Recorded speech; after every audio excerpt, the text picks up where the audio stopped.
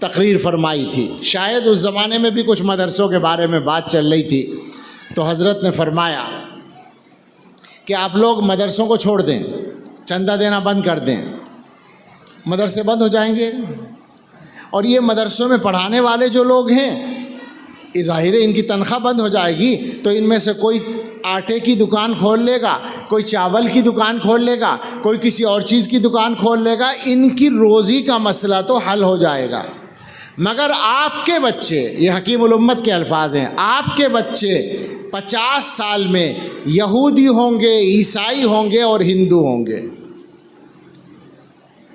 یہ بات اتنا ہی بڑا آدمی کہہ سکتا تھا، ہم نقل کر سکتے ہیں، مگر ایک تھوڑی سی ترمیم کر سکتے ہیں۔ 50 سال کو بدلنا چاہتے ہیں، ہم آج کے زمانے میں کہتے ہیں کہ کر دو یہ کام،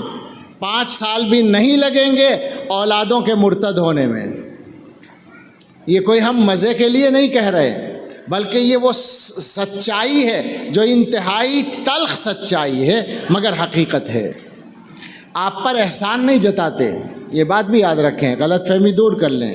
علماء کا مقصد یہ نہیں ہے کہ آپ پر احسان جتائیں، احسان تو سب پر اللہ کا ہے،